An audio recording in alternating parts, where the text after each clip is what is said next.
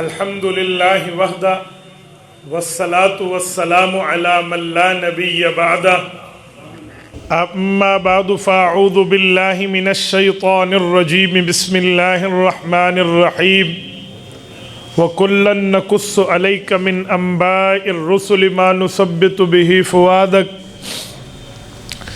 عن انس رضی اللہ تعالی عنہ قال قال رسول اللہ صلی اللہ علیہ وسلم ثلاث من اصل الایمان الکف عمن قال لا الہ الا اللہ لا تکفرہ بذنب ولا تخرجہ من الاسلام بعمل والجہاد ماض ما بعثنی اللہ الى ان یقاتل آخر هذه الامة الدجال لا يخذله جور جائر ولا عدل عادل والإيمان بالأقدار رواه الإمام الهمام أبو داود في سننه صدق الله العظيم وبلغنا رسوله النبي الأمي الكريم ونحن على ذلك لمن الشاهدين والشاكرين والحمد لله رب العالمين.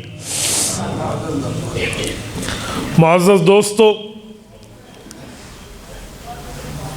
آج 7 مارچ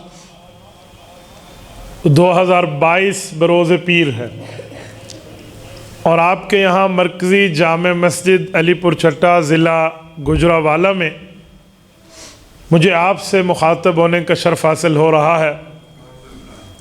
رب کریم کے فضل، احسان، امتنان سے اللہ نے مجھے آپ کی خدمت میں پہنچا دیا. میں نے اپنے میزبانوں کی آنکھوں میں بڑی محبت اپنے لیے دیکھی ہے.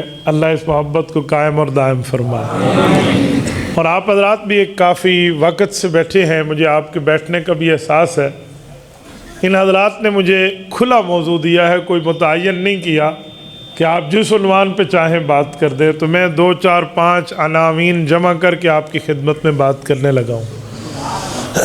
میں کچھ گفتگو اس حیثیت سے کروں گا کہ ہم کون ہیں اور ہماری ایز اے مسلم ذمہ داری کیا ہے، اور دوسرا آخر میں رمضان المبارک کے استقبال کی تیاری پر بھی 2 4 پوائنٹس آپ کی خدمت میں نے عرض کرنے ہیں. سب سے پہلی بات کہ آپ اور ہم مسلمان ہیں. مسلمان ہونے کے ناطے ہمارے کچھ حقوق ہیں جو ہمارے اوپر لازم ہیں. مثلاً ہم نے ہر کام میں اپنے مولا، اپنے اللہ، اپنے خدا کی رضامندی کو دیکھنا. دوسرے لفظوں میں طبیعت کو نہیں دیکھنا، شریعت کو دیکھنا. یہ کیوں کہہ رہا ہوں؟ یہ اسی لیے کہ کھانا، پینا، اٹھنا، لیٹنا، جاگنا، شادی، بیاہ، باقی معاملات یہ تو مسلمان اور کافر دونوں کرتے ہیں.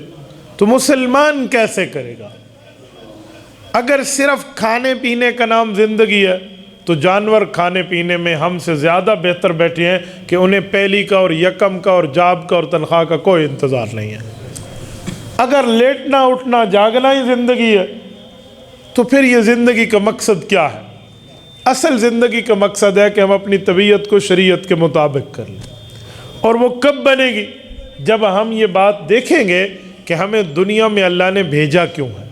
میرے دوستو، رسالت مآب علیہ الصلوۃ والسلام کی زندگی آپ کے اور میرے لیے بہترین نمونہ ہے. نمونہ کسے کہتے ہیں؟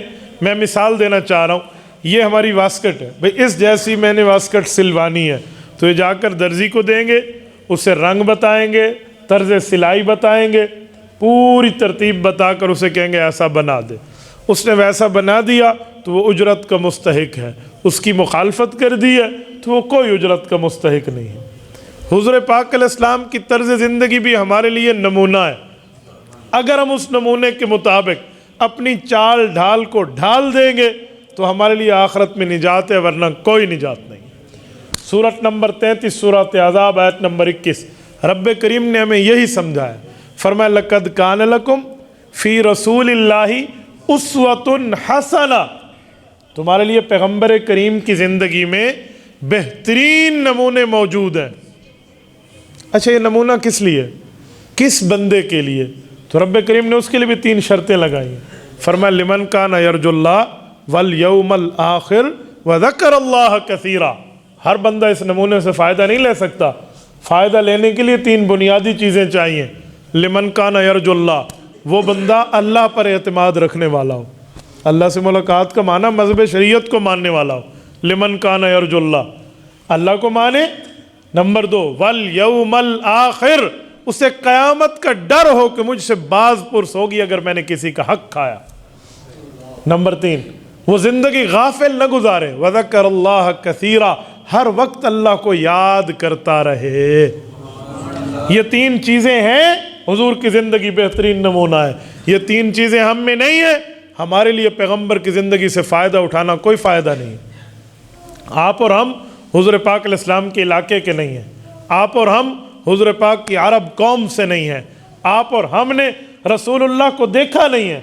अबू जहल अरब था, हुजूर पाक के इलाके का था, अपने ख़ानदान का सरदार था और रिसालत माब के बचपन, लड़कपन, जवानी को जानता था, पर उसके लिए तो रिसालत माब की ज़िंदगी नमूना थी, पर उसने अमल नहीं किया। क्यों? वजह, उसमें लिमन कान यरजुल्लाह नहीं था, वल यौमल आखिर नहीं था, वज़करल्लाह कसीरा नहीं था, इसलिए वो दुनिया को ऐसे दुनिया गुजार रहा था। हमारी ज़िंदगी भी वैसे हो तो फिर हम में और अबू जहल की ज़िंदगी में क्या फ़र्क रह जाएगा। मेरे दोस्तों, मैं एक निकाह की मिसाल देता हूँ। हम शादी ब्याह में निकाह करते हैं, निकाह काफिर का भी है, मुसलमान का भी है। मुसलमान के निकाह और काफिर के निकाह में बड़ा फ़र्क है। यहाँ नस्ल के हलाल होने के लिए गवाह ज़रूरी हैं, शराइत ज़रूरी हैं, हक महर ज़रूरी हैं, फिर तरतीब अहकाम निकाह के ज़रूरी हैं, वरना खाली शहवत को पूरा करना था तो शहवत को पूरा करना तो जानवरों में भी है, उसमें तो कोई नस्ल का मामला नहीं है। सिर्फ हमने अपने सेक्सुअल पावर की डिज़ॉल्विंग को नहीं देखना, हमने अपनी तबीयत को शरीयत के मुताबिक बनाने की जिम्मेदारी पूरी करनी है। यह है लिमन कान यरजुल्लाह। और इस पर एक बात जहन में रखें कि जब हम दुनिया में आए हैं तो हमने दुनिया में आकर सिर्फ हक लेने की नहीं, हक देने की बात करनी। क्यों? हमारा वो मज़हब है जो मुकम्मल ज़ाब्ता हयात है। मुकम्मल ज़ाब्ता हयात का माना पैदाइश ता वफ़ात, एक एक मसले पर कुरान हमारी रहनुमाई करता है, शरीयत हमारी रहनुमाई करती है, दीन हमारी रहनुमाई करता है। क्या मतलब? हम बच्चे हैं, बचपन में हैं, इस्लाम हमारी तरफ उस वक़्त तक हुक्म मुतवज्जे नहीं करता जब तक हम बुलूगत की ज़िंदगी में ना आ जाए, और जब हम बालिग हो गए हैं फिर इस्लाम के अहकाम हमारे ऊपर लाजिम है। उन अहकामात को हमने पूरा करना है, यह हमारे लिए ज़रूरी है। हमारे माँ बाप हैं, इनका हक़ है हमारे ऊपर, या कोई बंदा ख़ुद माँ बाप में है तो औलाद का हक़ है इस पर।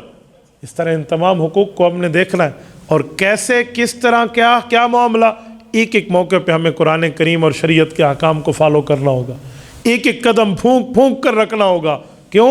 ये दुनिया चंद रोज़ा है, और ये चंद रोज़ा रब ने हमें दुनिया में भेज के वलकुम फ़ीहा मुस्तक़र्रुन व मताउन इलाहीन कहकर हमें बताया है कि तुम एग्जामिनेशन हॉल में जा रहे हो, इम्तिहानी कमरे में जा रहे हो, और जो कमरा इम्तिहान होता है वहाँ कुछ तावन होते हैं और कुछ तावन नहीं होता। आपको आपका जो एग्जामिनर है वो आपको आपका सवाल नामा पढ़ कर सुना सकता है, समझा नहीं सकता। वो ये नहीं कह सकता इसका मतलब ये है, ये लिख लो, वो सिर्फ सवाल करेगा। तो भाई दुनिया में कुछ हमारे लिए फ़ायदा है और कुछ पर हमने खामोशी इख्तियार करनी है। क्यों? ये इम्तिहान है। जब हम यहाँ से निकलेंगे हमें आखिरत में नतीजा सामने आ जाएगा कि हम पास हुए हैं या हम फेल हुए।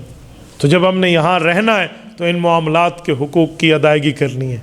अच्छा, अपनी गुफ्तगू, अपनी ज़बान, अपने बाकी मामलात में एक एक चीज़ की हिफाजत। मैं पहले हक़ को शुरू करूँ ना, मसलन माँ बाप के हुकूक़ हमारे ऊपर क्या है, इतने हुकूक़ हैं, यकीन माने इन हुकूक़ को गिनना मुश्किल हो जाएगा। आप कुरान करीम खोल लीजिए, रब्बे करीम ने हमें अपने माँ बाप से बात करने के लिए, माँ बाप से हटकर अलहदगी में बात करने के लिए, माँ बाप के लिए दुआ करने के लिए, माँ बाप के मामलात को अपने साथ ठीक रखने के लिए तफसील ज़िक्र की है। और कुरान करीम की आदत है, रब्बे करीम जहाँ पर तौहीद की बात फरमाते हैं वहाँ पर रिसालत की बात फरमाते हैं। हमेशा तौहीद है, तौहीद के बाद रिसालत है, अल्लाह की बात है, अल्लाह के बाद नबुव्वत की बात है। ये रब्बे करीम की तरतीब है कुरान करीम में। लेकिन यहाँ ऐसा नहीं है जो मैं आयत आपके सामने पेश कर रहा हूँ, ज़रा आप तवज्जो रखना ताकि मैं आपकी खिदमत में एक जुमला पेश कर पाऊँ। यह आयत नंबर 23 है, ये सूरत नंबर 17 सूरत बनी इसराइल है। रब्बे करीम ने हमें माँ बाप के हुकूक़ समझाने के लिए पहली आयत लफ्ज़ है, वक़ज़ा रब्बुका अल्ला तअबुदू इल्ला इय्याह। ए बंदे, وقضا، رب نے ڈیسیجن لے لیا ہے، فیصلہ کر لیا ہے.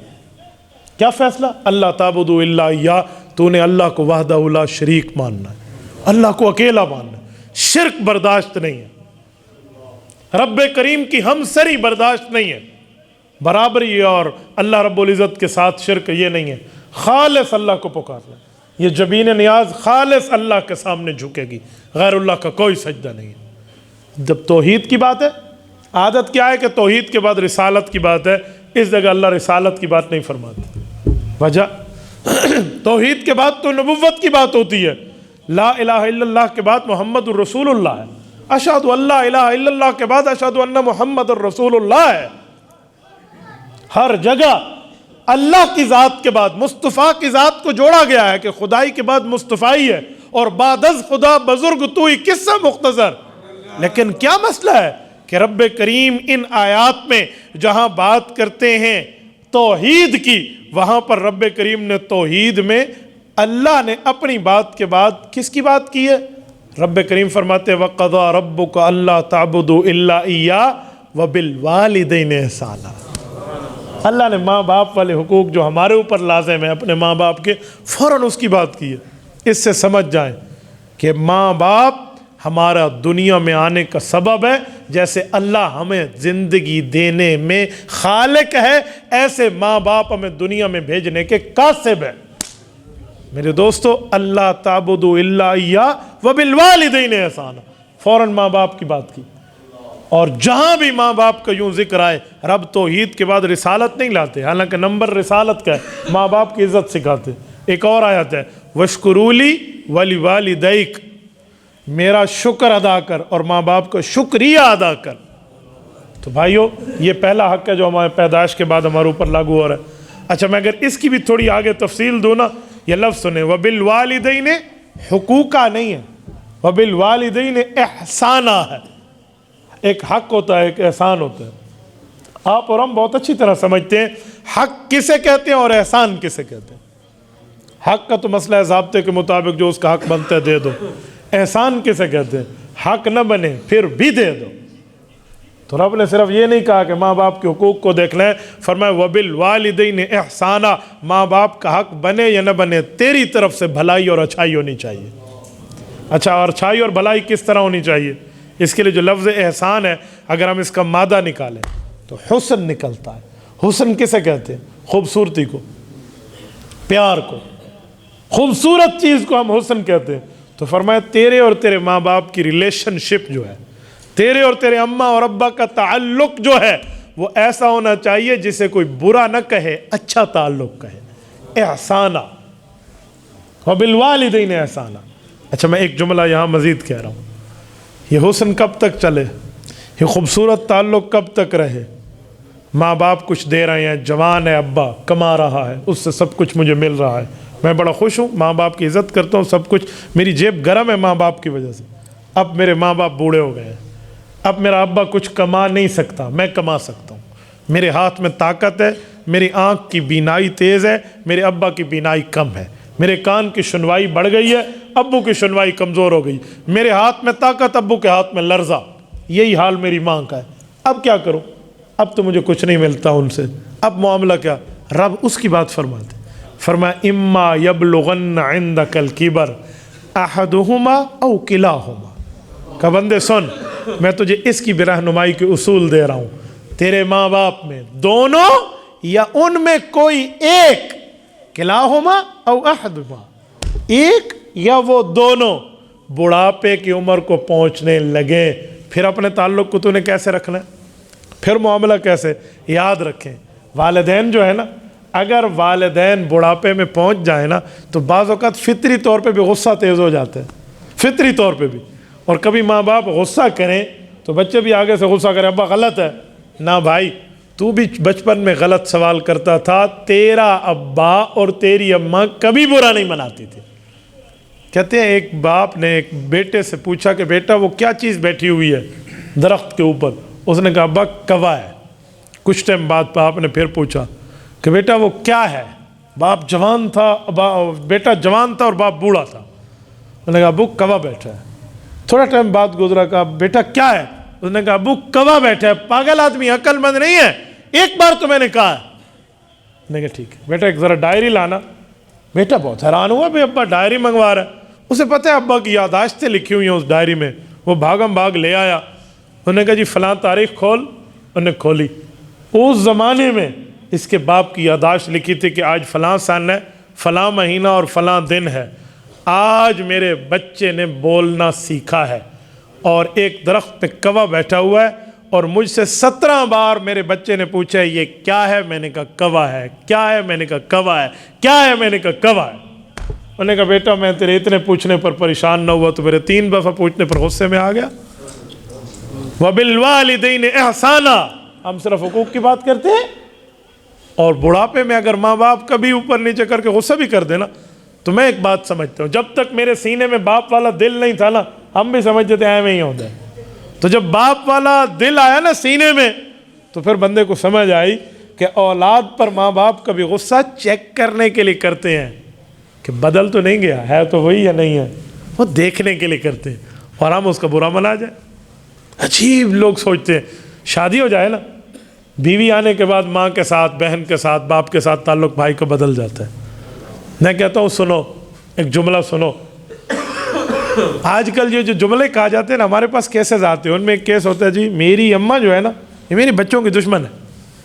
ایک بچے کو تو میں نے پکڑ لیا. میں نے کہا اگر تیری ماں تیری بچوں کی دشمن ہے تو تیری شادی کون پڑوسن گئی تھی تیری بیوی دیکھنے کے لیے، یعنی اماں گئی تھی تو میں نے کہا بچوں کی دشمن ہے تو تیری بیوی کیوں لائی تھی؟ میں نے کہا کوئی وجہ تو ہے نا کہ تو نے اپنے ماں کے ساتھ تعلق خراب کیا، ماں غصے میں آ گئی، اس وجہ کو ختم کر، پاؤں پکڑ بیٹھ جا. کیا ہوتا ہے؟ تو رب کریم فرما رہے ہیں دونوں میں سے ایک یا دونوں بڑھاپے کو پہنچ جائیں پھر تیرا تعلق کیسا ہونا چاہیے؟ فرمایا فَلَا تَقُلْ لَهُمَا اُف. پھر تو نے ماں باپ کے لیے اف نہیں کرنا. اف کا کیا مطلب؟ ایک اف ہے اردو والا، اف میرا ہاتھ دکھ گیا، یہ اف ہے کہ ماں باپ کے سامنے میں اف نہ کہوں ہے مجھے درد ہے تو میری اماں کو میرے جسم کے درد کی تکلیف کی احساس ہوگا تو پھر اماں کا دل دکھے گا. یہ اف ہے؟ نہیں، یہ عربی والا اف ہے، اردو والا اف نہیں ہے. قرآن کریم میں ہے اف لکم ولما تعبدون من دون اللہ. یہ وہ اف ہے. ابراہیم علیہ السلام جب اپنی قوم سے گفتگو کر رہے ہیں نا تو قوم بت پرست ہے تو حضرت ابراہیم نے بت پرستی پر رد کیا، شرک کی نفی کی، توحید کے اس بات پہ دلائل دیے. تو جب انہوں نے اپنے بتوں کی جے جے کار سنانا شروع کی نا کہ ہمارے بت کدے میں فلاں فلاں اچھی چیز ہے، تو حضرت نے جب سب کچھ ان کو سمجھایا کہ یہ بت ٹوٹ گئے اور بڑے کے کاندھے پر میں نے جا کر وہ کلہاڑا ٹھہرا دیا، اسی نے مارا ہے. انہوں نے کہا بڑا بت چھوٹوں کو مار سکتا ہے؟ کہ جی مار نہیں سکتا تو تمہاری مدد کیسے کر سکتا ہے؟ تو جب یہ انہیں دلائل سے سمجھایا نا تو پھر حضرت ابراہیم نے فرمایا اف لکم ولما تعبدون من دون اللہ. تم بھی بے وقوف ہو، تمہارے بتوں کا بھی یہی حال ہے، میں تم سے بیزار ہوں، تمہارے بت کدے سے بیزار ہوں. اف ممانا بیزاری. تو فلا تقل لہما اف. کہ بچے ماں باپ جوان تھے، تو نے جو کیا، اب ماں باپ کے بڑھاپے کی زندگی شروع ہے، تیری ماں کی سر کے بالوں میں چاندی اترنا آ گئی ہے تو سن فلا تقل لہما اف. تیری گفتگو میں، تیری لین دین میں، تیرے تعلقات میں ایسا کوئی جملہ نہ نکلے جس سے تیرے ماں باپ سمجھے کہ بچہ ہمارا نہیں رہا. یوں نہ ہو. فلا تقل لہما اف. اتنا بھی نہیں کہنا کہ جی ایسے محسوس بھی نہ ہونے دینا. اچھا بوڑھے ہیں کبھی کوئی جملہ کہہ دیں اور میں غصے میں آ جاؤں اور میں کہوں یوں نہیں ہے، ایسے کہہ رہی ہیں آپ، کیا مجھے اس طرح جھڑکنے کی بھی اجازت ہے؟ فرمایا فلا تنہرہما. بچے یاد رکھنا یہاں گفتگو پیار والی چلتی ہے، ادھر تو نے ایسے بھی بات نہیں کرنی جسے جھڑک کے بات کرنا کہتے ہیں. فلا تنہرہما. یوں بھی بات نہیں کرنی. ٹھیک ہو گیا. تو پھر کیا کرنا ہے؟ کیسے بات کروں؟ سینسٹیو میٹر، حساس مسئلہ ہے. کیسے معاملہ؟ تو رب نے معاملہ بتایا وَقُلْ لَهُمَا قَوْلًا كَرِيمًا. نرم پیار دلداری والے جملے ماں باپ کے لیے بولنے ہیں. قول کریم. کریم کرم سے نکلا ہے. کرم کسے کہتے ہیں؟ کرم مہربانی کو کہتے ہیں، کنسیشن نرمی کو کہتے ہیں. میں مثال دے رہا ہوں. آپ موبائل لینے گئے ہیں مثلا مولانا گئے ایک موبائل والے کی دکان پہ, اس نے کہا مولانا صاحب ایک عرصے سے آپ ہمارے بڑے ہیں, یہ موبائل اتنے کی میری خرید ہے لیکن میں آپ کو اس سے بھی سستی دے رہا ہوں. کیوں بھائی؟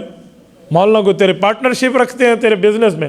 نہیں, ہماری مسجد کے امام صاحب ہیں, بزرگ ہیں, اللہ والے ہیں, حق نہیں بنتا کہ میں رعایت کروں لیکن مہربانی کر رہا ہوں, نیک آدمی ہے.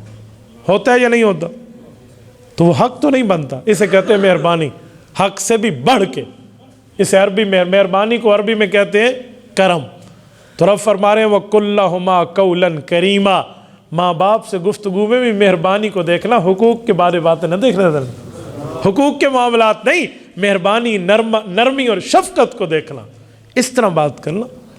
اچھا یہ حقوق پر آپ اندازہ لگا لیں کہ اسلام ہمیں ایک ایک بات پر کیسے رہنمائی کر رہا ہے. اگلا جملہ وَاحْفِظْ لَهُمَا جَنَاحَ الذُّلِّ مِنَ الرَّحْمَةِ, جناح پر کو کہتے ہیں, یہاں پر سے مراد طاقت پرواز ہے.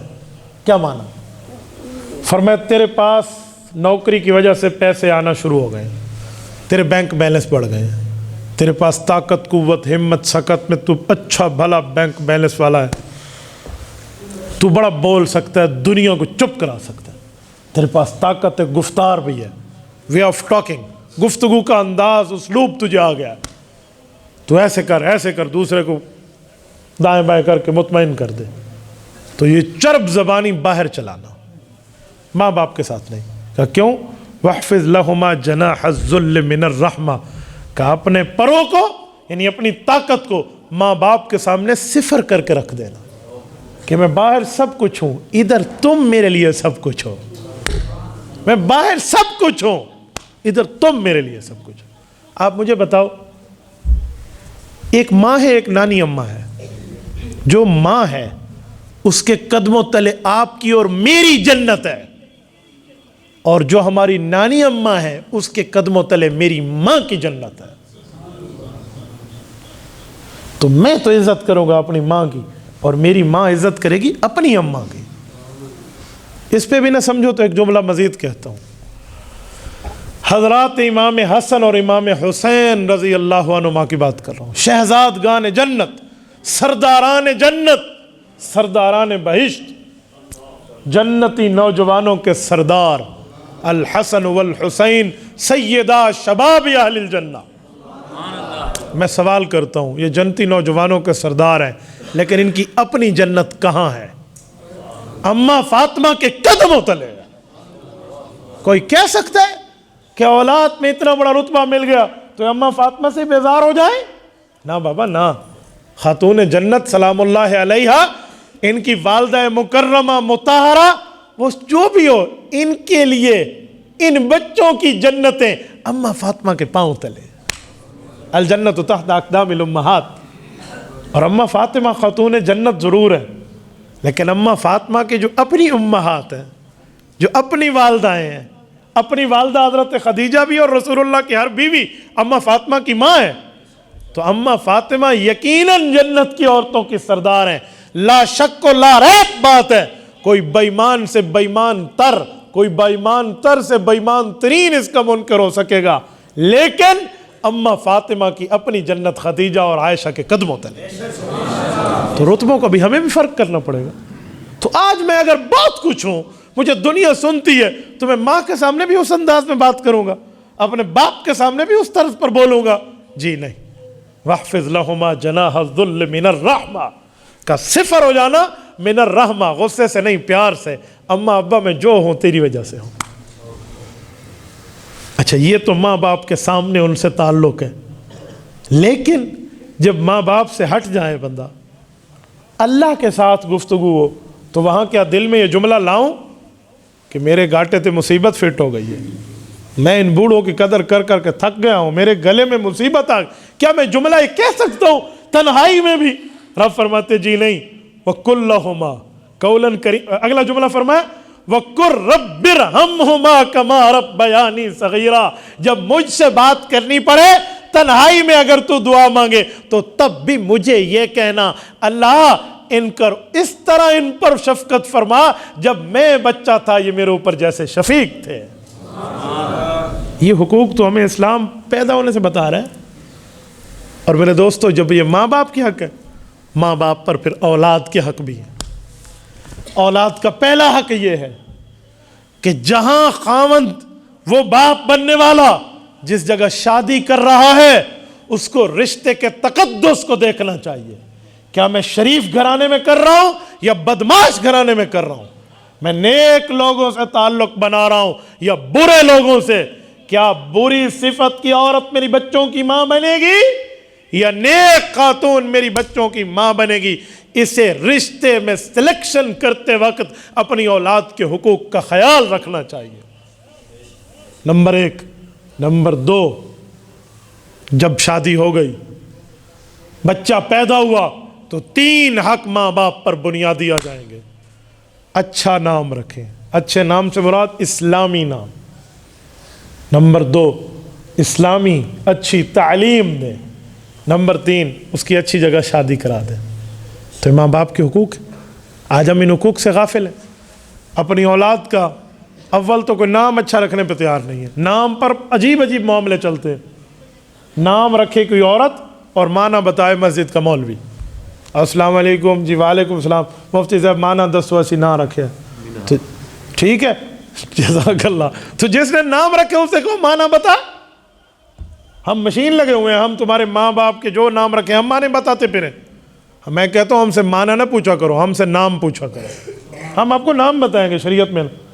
پتہ نہیں کوئی ہندوانہ قسم کے لوگ نام لے کر آتے ہیں، پارسیوں کے نام لے کر آتے ہیں، وہ نام بتا دیجیے رکھ دو۔ بہت سے ایسے نام ہیں، آپ میں کیا آپ کو کہوں۔ تو میرے دوستو یہ حال ہے۔ اچھا نام اچھا رکھیں، عالم کوئی نام بتا دے، مثلا بچی پیدا ہوئی تو فاطمہ رکھ دو، عائشہ رکھ دو، زینب رکھ دو، ام کلثوم رکھ دو، رقیہ رکھ دو، اسی طرح آپ جو ہے نا خدیجہ رکھ دو، حفصہ رکھ دو، ماریہ رکھ دو، مختلف نام۔ نہیں، یہ ہمارے محلے میں کسی اور کا ہے تو بھائی محلے میں، تیرے گھر میں تو نہیں ہے۔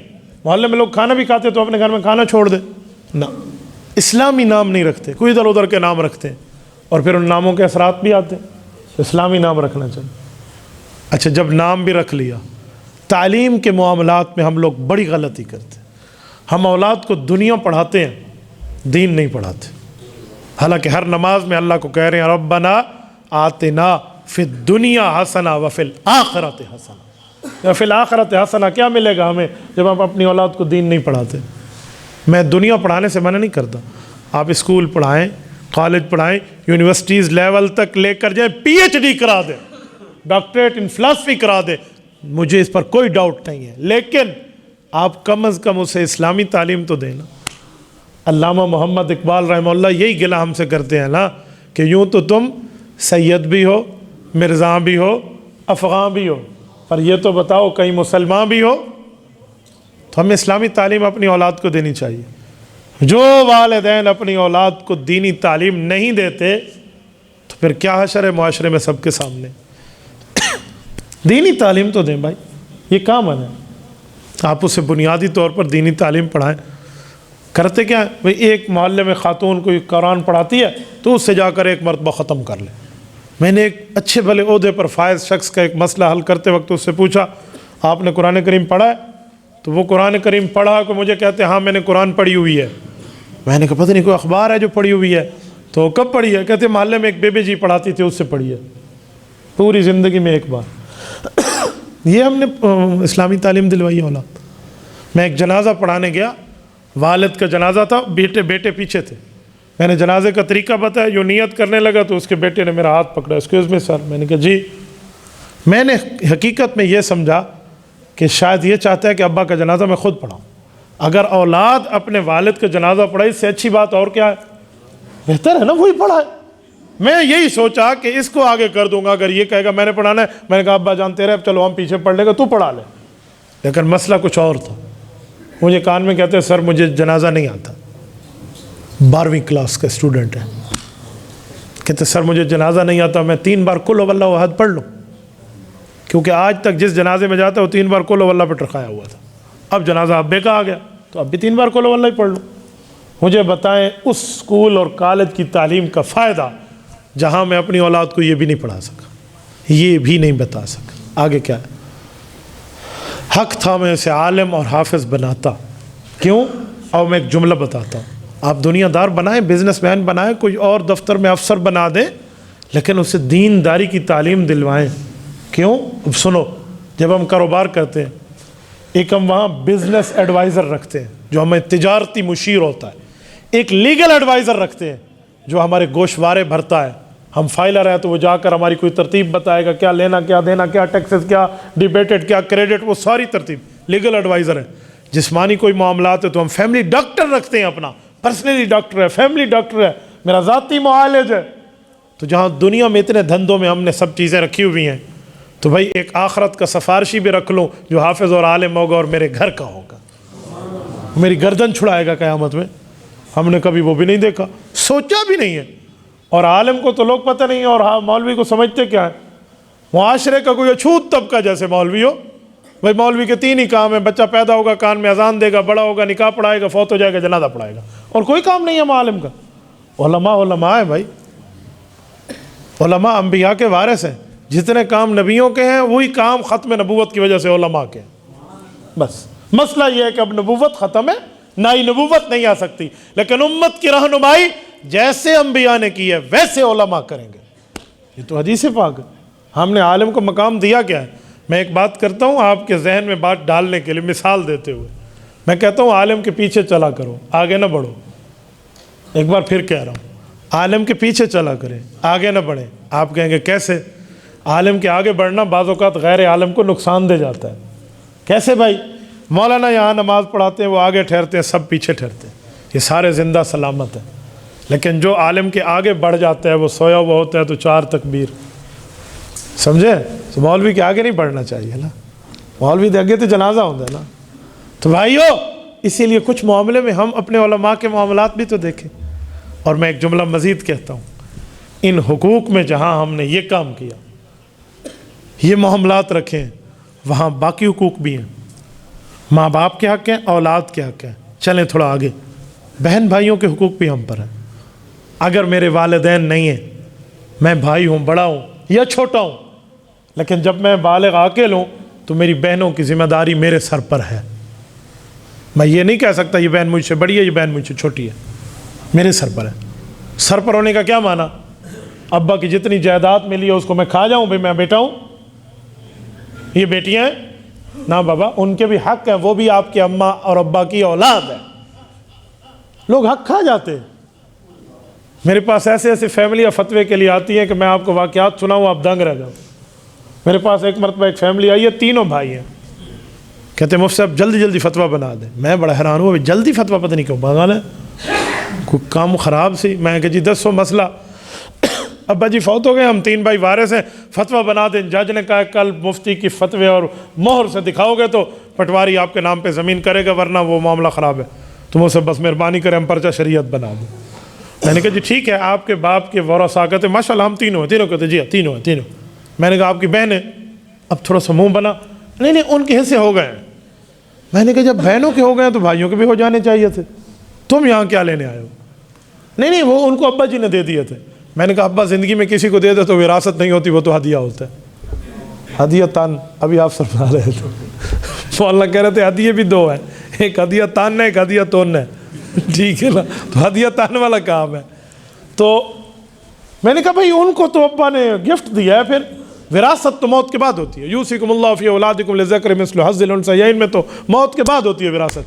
ابا زندگی میں دے گیا تو انہوں نے کہا مولوی صاحب مسئلے ہمارے خراب نہ کریں، بس ہمیں فتویٰ بنا دیں۔ میں نے کہا اوے فتویٰ بنا دیں، آئی ایم یور سرونٹ، نوکر ہوں میں آپ کا، مسئلہ ہوگا تو پورا ہوگا اور صاف ہوگا، ادھورا کام میں نہیں کروں گا، جاؤ میں نہیں بنا سکتا۔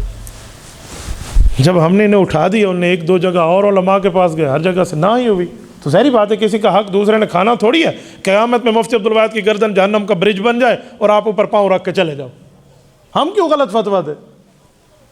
پھر وہ بہنوں کو لے کر آئے، جب بہنیں آ گئی انہیں سمجھا لکھا پڑھا کے لائے تھے کہ مولوی دے کے نہ کر دینی ہے۔ ٹھیک ہے ایک بندہ حصہ نہیں لیتا تو مجھے کیا ضرورت پڑی ہے میں اسے حصہ دلاؤں، لیکن بات تو پوری ہو نا، کھلی ہو۔ اب بہنیں آ گئیں، جی آ گئیں، اب بات کریں۔ ان میں ایک بہن ایسی تھی جو ان کے لکھانے پڑھانے پر نہیں مانی، جس سے مسئلہ کھلا۔ اس نے کہا مفتی صاحب ہمارے بھائی بھی بیٹھے ہیں ماشاءاللہ، ہمارے ماں باپ کی نشانیاں اور ہم بھی اپنے ماں باپ کی نشانیاں ہیں، لیکن ایک بات ہمیں کھلا کھلا سمجھائیں کہ اللہ رسول کی طرف سے ہمارا کوئی حق نہیں ہے. لو جی. اس بہن نے کہا تو دونوں بہنیں ماشاءاللہ پردے میں بیٹھی تھی, عزت دار گھر کے لوگ ہیں, انہوں نے کہا جی اللہ رسول کی طرف سے کوئی حق ہے؟ میں آپ کو وہ لفظ سناؤں. انہوں نے مجھ سے سریکی میں پوچھا کہ کک ہے یا لکھ ہے, جو ہے وہ ہمیں دے دیں. لاکھ ہے یا کوئی کک ہے, کچھ بھی ہے, تو ہم کوئی پیسوں کا مطالبہ نہیں کرتے. جتنا اللہ رسول کی طرف سے اگر کوئی حق بنتا ہے تو دے دیں, ورنہ ہمارے بھائی ہیں ان کو دے دیں. اور بہنیں کہنے لگی جب ہم نے بھائیوں سے حقوق کی بات کی تو انہوں نے کہا حق لے لو, پھر میکہ تمہارا ختم ہو جائے گا. آج کے بعد اپنے آپ میکے کو میکہ نہ سمجھنا, ادھر نہ آنا. جی حضرت شیطانیت تو ہر جگہ ہے نا. میں اپنے شہر کی بات آپ کو سنا. میں نے انہیں کہا کہ آپ بھائی ہو, تم نے مرنا نہیں ہے, خوف نہیں ہے تمہیں یار, تم مسلمان ہو یار, ایک ماں کے پیٹ سے نکلنے والی تم اولاد ہو. ابا اماں کی آنکھ کیا بند ہوئی, تم نے رشتے ہی ختم کر دیا, اوپرے بن گئے آپ.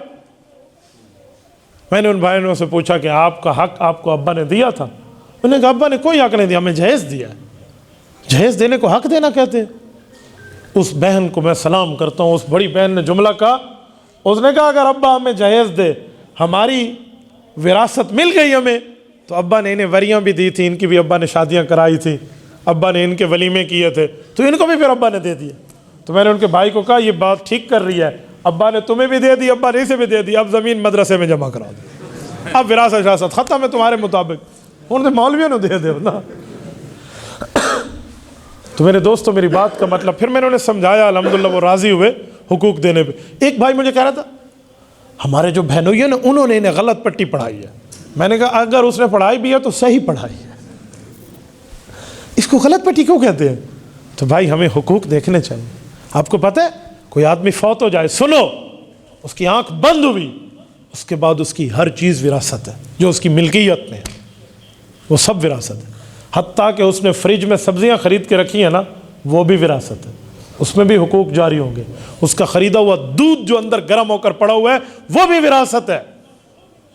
اگر آپ چاہتے ہیں کہ اس کی وراثت محفوظ رہے تو محفوظ کر دیں, لیکن یہ سبزیاں اور دودھ وغیرہ تو خراب ہو جائیں گے, لہٰذا بہتر ہے کہ اس کو کوئی بندہ استعمال کر لے اور پیسے مشترکہ مال میں شامل کر لے. کہاں بیٹھے ہیں ہم حقوق کھانے پہ بیٹھے, اور دوسرے کی زمین کو یوں ہڑپ کریں گے جیسے ابا جی نے ہمیں خود اماں جی نے میرے نام کی ہو. اللہ کے رسول نے فرمایا, صحیح حدیث ہے, صحیح بخاری میں, حضرت ابو ہریرہ رضی اللہ عنہ راوی ہیں, فرمایا من اخذ شبرا من الارض, کسی نے ایک بالشت زمین کی کسی کی ہتھیا لی. ہتھیا لی کا معنی بغیر حق کے کھا لی, نہ حق. شبرا من الارض, شبر بالشت, جسے ہم کہتے ہیں گٹھ, ایک گٹھ زمین کسی کی کھا لی. تو ایک گٹھ کتنے انچ ہے؟ آپ ذرا فٹ کے ساتھ دیکھیں نا, تو فٹ اس سے 3 انچ بڑا ہے, یہ 9 انچ بنتے ہیں. 3 اس کے 3 اس کے اور 3 یہ درمیان میں, چھنگلی اور انگوٹھا اور 3 درمیان میں 9 انچ بنتے ہیں. فٹ تو بہت بڑا ہے, 1 فٹ زمین کھانا تو بہت بڑا ہے, اس سے بھی کم کسی نے کھا لی. تو حضور نے فرمایا یطوق اللہ یوم القیامت 7 ارضین, قیامت کا دن ہوگا 7 زمینوں کی رب پنجالی اور توق بنائیں گے اور اس کے گلے میں ڈال دیں گے. کیا کریں گے ہم لوگ؟ تو یہ حقوق ہے, تو یہ حق ہمیں دیکھنے چاہیے. ایک حق اور بھی ہے, جب ہماری شادی ہو جاتی ہے, ہمارے گھر جو ہماری بیوی آتی ہے اس کے بھی حق ہے. بیوی کے حقوق ہیں بھائیو, بیوی پاؤں کی جوتی نہیں ہوتی. لوگ بیویوں کو دبانا اور مارنا جانتے ہیں, اور بعض اوقات جوائنٹ فیملی کے معاشرے میں جو بہو آتی ہے نا, بہو کی بیماری ناٹک لگتی ہے, بہن کی بیماری حقیقت لگتی ہے. یوں فرق نہ کرو, یہ فرق تم نے کیا آج اپنی بہو کے ساتھ, تو کل تمہاری بیٹی بھی کسی کی بہو بن کے جائے گی. پھر جیسے کرنی ویسے بھرنی, پھر یہ کام ہوگا. وہ بے قصور وہاں سہے گی اور تم اس کے بھگتو گے جو جرم تمہارا ہے. میرے دوستو, بیوی کے حقوق ہے, آپ نے اس معاملے میں اس کے ساتھ نرمی کرنی ہے. مجھے بتائیں, عورت ٹیڑھی پسلی سے پیدا ہوئی ہے سیدھی؟ حدیث ہے نا. تو جو ٹیڑھی پسلی سے پیدا ہوئی وہ ٹیڑھا کام ہی کرے گی. اس کے ٹیڑھے کام پہ آپ نے غصہ نہیں ہونا. اگر آپ اس کے ٹیڑھے کام پہ غصہ ہوئے ہیں تو بے وقوف آپ ہیں. سیدھا کام کر بابا, اس کی تو فطرت ہی ٹیڑھا کام کرنا. ہاں, جب وہ سیدھا کرے تو آپ تعجب کر کے خوش ہوں کہ واہ تو سیدھا کر رہی ہے, تو اسے سیدھا کام ہو رہا ہے. تو بھائی یہ تو انجوائے لائف ہے, اس کو آپ نے لڑائی میں گزار دینا. بیوی کے ساتھ حسن سلوک ہے, عاشروہن بالمعروف. قرآن کہتا ہے اچھائی کے ساتھ ان کے ساتھ وقت گزارو. ناراض نہ ہونا، ہم اس کمینے معاشرے میں ہیں جہاں بیوی دوسروں کی اور بچے اپنے اچھے لگتے ہیں، ہم اس لعنتی معاشرے میں ہیں۔ حق تھا مجھے اپنی بیوی اچھی لگتی، جس کے منہ میں نوالا دینے پر رب میرے اوپر رحمت نازل کرتا ہے۔ ہم کہاں بیٹھے ہیں بھائی؟ کس معاشرے میں ہم آ گئے ہیں؟ کس نہج پر ہم پہنچ گئے ہیں؟ ہمیں اس غلیظ میڈیا کے جو ہے نا فلم اور ان معاملات نے کہاں سے کہاں پہنچا دیا۔ معاشرے میں اس موبائل پر بیویوں پر لطیفے بنائے جاتے ہیں اور گرل فرینڈ والوں کو عزت دی جاتی ہے۔ لعنت ہے اس زندگی پر جو ٹیکس آپ نے گرل فرینڈ کو کیا ہے، اس پر لعنت ہے۔ اگر آپ اپنی بیوی کو میسج کرتے ہو تو اس پر رحمت آتی۔ بیوی کے حقوق تو کوئی نہیں دیکھ رہا۔ یہاں دو باتیں ہیں، یا یہ طرف ہے یا یہ طرف ہے۔ کوئی بیویوں کی اتنی ناقدری کرتا ہے کہ انہیں اچھوت مخلوق بنا دیتا ہے، یہ بھی غلط ہے۔ کوئی بیویوں کی اتنی قدر کرتا ہے کہ شریعت بھی بگاڑ دیتا ہے، یہ بھی غلط ہے بھائی۔ ہمیں ما بین ذالک سبیلا، وہ راستہ اختیار کرنا چاہیے جو شریعت کے مطابق ہو۔ سنیں، آج کوئی اچھی بات بیوی کے مانے تو کہتے ہیں رن مرید ہے، رن تھلے لگ گیا، کہتے ہیں نہیں کہتے؟ سنو، ایک رن مریدی ہے، ایک رن غلامی ہے۔ رن مریدی کا معنی ہے بیوی کا دل خوش کرو، اس پر کوئی جرم نہیں ہے۔ رن غلامی کا معنی ہے بیوی کا وہ کہنا مانو جس میں شریعت ٹوٹے، یہ حرام ہے۔ ورنہ بیوی کی دلداری کہاں منع ہے؟ بیوی کی تو عزت کرنی چاہیے۔ میرا ایک شاگرد ہے، میرے اس طرح لیکچر سنے ہوئے، اس نے شادی ہوئی ہے، شادی کے بعد اس نے بیوی کی عزت کی ہے، دو دوستوں نے دیکھ لیا۔ وہ عزت کیا تھی؟ وہ گھر سے لے کر اپنے سسرال، خاوند کا سسرال اور بیوی کا مائکہ چھوڑنے جا رہا ہے، تو اس نے اپنی بیوی کو بٹھانے کے لیے کار کی کھڑکی خود کھولی، بیوی کو بٹھایا، ادھر جا کر خود ڈرائیو کی اور چل میرا بھائی۔ دوستوں نے دیکھ لیا اور کہا ہاں ہاں آج کل تو بیوی کے لیے گیٹ کھولتے ہیں، دروازے کھولتے ہیں۔ بات آتی آتی وہ ہمارے تک پہنچ گئی، بلکہ شکایت کی صورت میں کہ حضرت کہتے ہیں اتنا رن مرید ہو گیا کہ بیوی کے لیے خود دروازہ کھولتا ہے، اس کی بیوی کار کا دروازہ نہیں کھول سکتی۔ ذرا توجہ رکھنا، میں جملہ دینے لگا ہوں۔ میں نے انہیں کہا تم لوگ یہ اعتراض نہ کرو، خوش ہو کہ وہ اپنی حق نکاح والی بیوی کی عزت کر رہا ہے۔ اگر وہ کل بائک پر کسی لڑکی کو بٹھا کر جاتا تو اسے کہنا ہے او اسکول تو بڑے دان ہیں، ہاں لڑکیاں تو اس پر پھٹائی ہوئی ہیں، بہت زیادہ اس پر مجمع جمع ہے۔ آپ نے یوں کہنا تھا، حق تھا آپ اس حلال کے رشتے پر اچھا کہتے۔ کہتے نہیں وہ خود بیوی نہیں کھول سکتی تھی کھڑکی۔ میں نے کہا سنو، میں آپ کو حدیث پاک پڑھ دیتا ہوں۔ سنن نبی داود، امام سلیمان بن الاشعث السجستانی رحمہ اللہ روایت لائے۔ میں نے اسپیکر اس لیے آگے کیا تاکہ میں آپ کو منظر سمجھاؤں۔ اللہ کے رسول کے سامنے ایک اونٹ لایا گیا، ابو داؤد شریف کی حدیث ہے۔ حضرت صفیہ رضی اللہ عنہا حضور پاک کی بیوی ہیں۔ وہ اونٹ بختی نسل کا ہے، تھوڑا اونچا ہے، اس کی کمر و کوہان اونچی ہے، جس پر خاتون خانہ کو ڈائریکٹ چڑھنا تھوڑا مشکل ہے۔ رسالت مآب علیہ السلام نے دیکھا نا، ادھر دیکھیں، یوں دایاں گھٹنا، اللہ کے رسول آگے ہوئے اور گھٹنے کو اونٹ کی پیٹھ کے ساتھ چپکا دیا اور فرمایا صفیہ ادھر میرے گھٹنے پر پاؤں رکھ اور اونٹ پر چڑھ جا۔ رسالت مآب نے بیوی کی یوں قدر کی ہے۔ تو میں نے کہا اسے یہ حدیث نہیں پتہ ہوگی، لیکن اللہ نے اسے سنت پہ عمل کروا دیا، اور تم ظالم اس پر اعتراض کرتے پھر رہو، بیوی کی عزت کیوں کرتے؟ شرم کرنی چاہیے بندے کو، ڈوب مرنا چاہیے۔ حلال کے رشتوں پہ تمہیں اعتراض آ گئے؟ سنو، گھر میں بیوی روتی ہوئے دیکھے نا تو اسے تسلی دیا کرو، اس کے رونے کو ناٹک نہ کہا کرو۔ تمہاری بھی بیٹیاں ہیں، پھر تم کس منہ سے اپنے داماد سے اپنی بیٹی کے حقوق مانگو گے کہ اس کا دل نہ دکھا؟ اس کا دل تو نہ دکھا، اس کا تیرا داماد نہیں دکھائے گا۔ حضرت صفیہ رضی اللہ عنہ گھر میں بیٹھی تھی، ام المؤمنین ہے، آپ کی اور میری اسلامی اماں جان ہے، گھر میں موجود ہیں، آنکھوں سے آنسو جاری ہے۔ حضور پاک علیہ السلام گھر آئے ہیں۔ مالک یا صفیہ، کیا ہوا، کیوں رو رہی ہیں؟ حضرت صفیہ نے عرض کیا یا رسول اللہ، مجھے عجیب باتیں سننے کو ملتی ہیں۔ آپ کی بیوی تو میں ہوں، لیکن ہوں تو بنی اسرائیل قوم سے نا۔ میرا باپ حیی بن اخطب تو یہودی تھا نا، میرا بھائی یہودی تھا، وہ قتل ہوا ہے مسلمانوں کے ہاتھوں، میں مسلمان ہوئی ہوں، میں صحابیہ ہوں، میں آپ کے گھر کی عزت ہوں، لیکن مجھے کہا جاتا ہے کہ تو ہے تو یہود سے نا، اس لیے میرا دل دکھا ہے، یہ مجھے تانا لگا ہے، میری آنکھوں میں آنسو آ گئے۔ سنیں حضور پاک کا جواب، کیا دلداری کی ہے رسالت مآب نے۔ فرمایا صفیہ کیوں دل چھوٹا کرتی ہے، کیوں پریشان ہوتی ہے؟ آؤ میں تمہیں تمہاری تسلی کا سامان دیتا ہوں، ایک کام کرو، جو تمہیں یہ کہے اسے کہنا ہاں ہاں میں بیٹی ہوں حضرت ہارون علیہ السلام کی، میں بھتیجی ہوں حضرت موسیٰ علیہ السلام کی، اور میں بیوی ہوں محمد الرسول اللہ کی صلی اللہ علیہ وسلم۔ دیکھو بیوی کی دلداری کر کے اس کے آنسوؤں کو خوشی میں بدلا ہے، روتے چہرے کو ہنستے چہرے میں اللہ کے رسول نے بدلا ہے۔ تو ہم کہاں حقوق کے معاملات لیے بیٹھے؟ ہم اپنی بیویوں پر تو ظلم اور تشدد کے معاملات دیکھتے اور کچھ بھی نہیں دکھتا۔ میرے دوستو، یہ بھی حقوق میں داخل ہے۔ پڑوسی کے بھی تو حقوق ہیں۔ حدیث میں ہے کہ اس شخص خود کو کبھی مؤمن نہ کہے جس کی تکلیفوں سے پڑوسی ناراض ہو جائے، وہ مؤمن نہیں ہو سکتا۔ یہ فتویٰ کسی مفتی کا نہیں ہے، مفتی اعظم فی ہذہ الامہ رسول اللہ کا ہے۔ یہ رسول اللہ صلی اللہ علیہ وسلم نے فرمایا، اور فرمایا کہ جبرائیل امین جب میرے پاس آئے اور آ کر پڑوسی کے حقوق بتانا شروع ہوئے، یہ حق، یہ حق، یہ حق، یہ حق، حضور نے فرمایا مجھے یہ گمان ہونے لگا کہ ابھی جبرائیل یہ نہ کہہ دے کہ اللہ نے فرمایا ہے کہ پڑوسی کو آپ میراث میں بھی حق دو گے، حالانکہ وہ نہیں فرمایا گیا، لیکن مجھے خدشہ ہونے لگا۔ تو پھر آپ اندازہ لگا لیں میرے بھائیوں،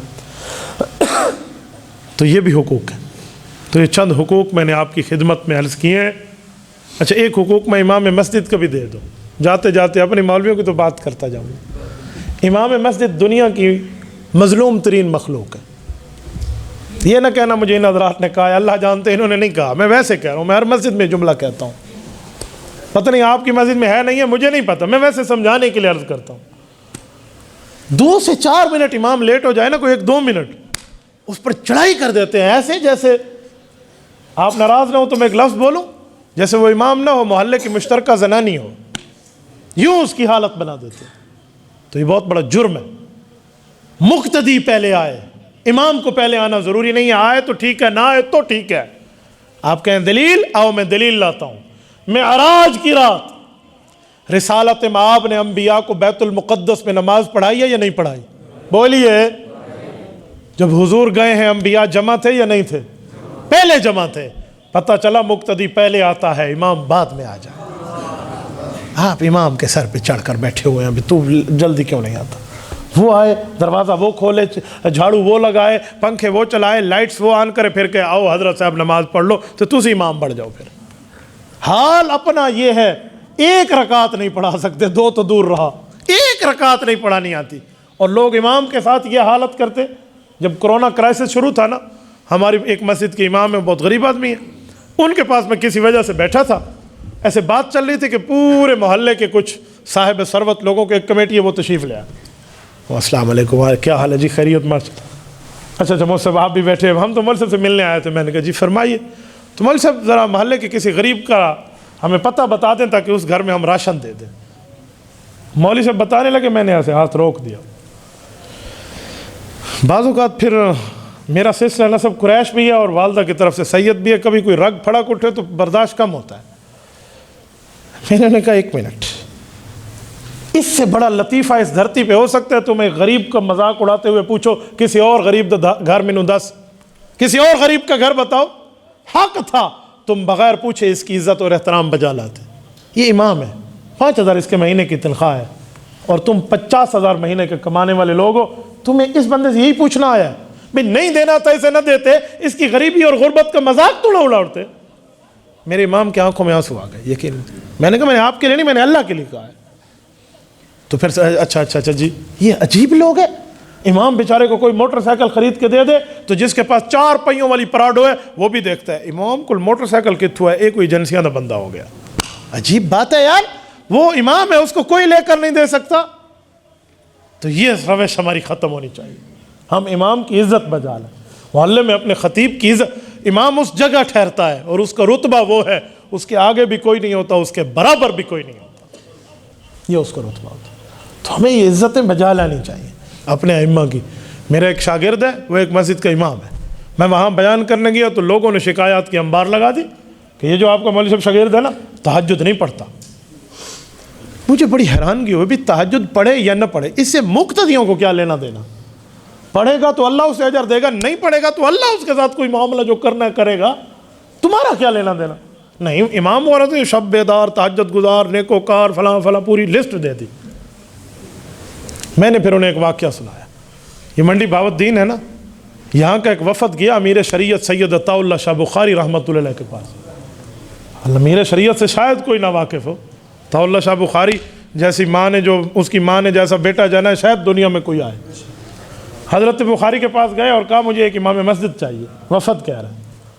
حضرت بخاری رحمہ اللہ کے پاس ائمہ ہوتے تھے, انہوں نے ویسے ہی پوچھ لیا کہ کیسا چاہیے.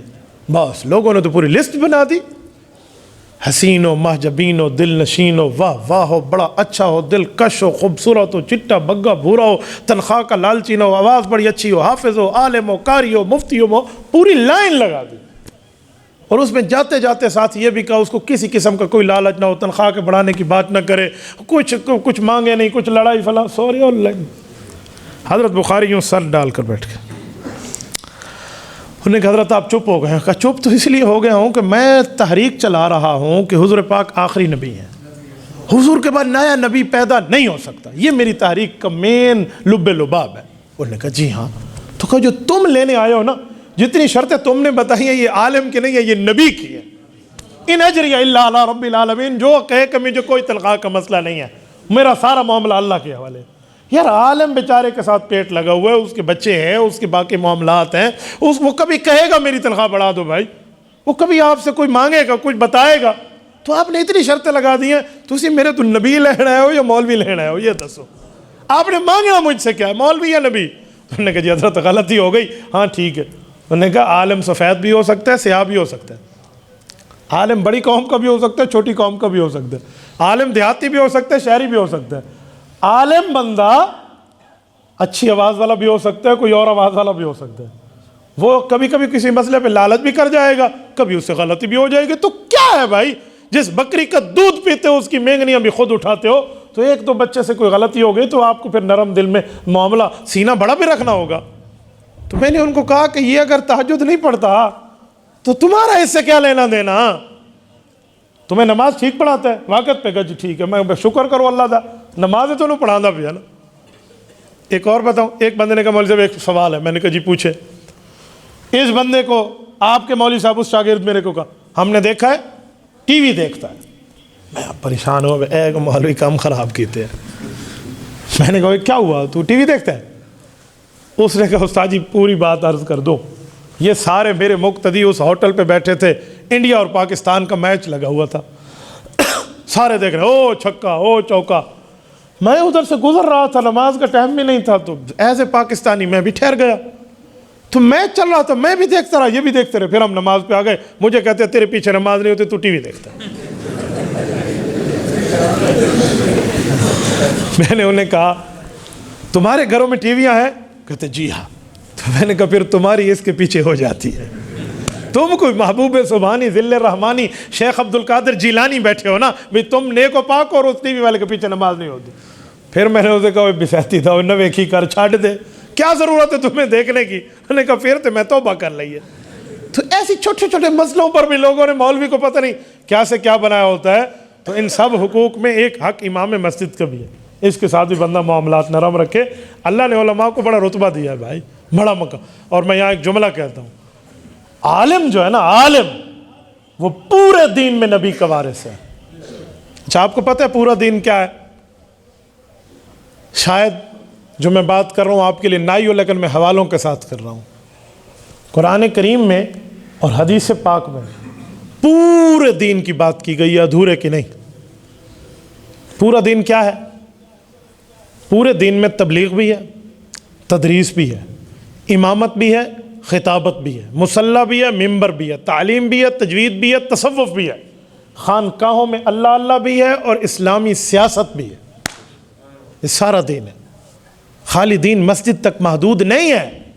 اسلام عالم کو خلافت بھی دے سکتا ہے, حکمرانی بھی دے سکتا ہے, ریاست بھی دے سکتا ہے, اور وہ ملک کی سیاست میں اگر عالم دینی بنیاد پر کردار ادا کرے تو وہ حضور کی نیابت میں, حضور کی میراث میں کر سکتا ہے.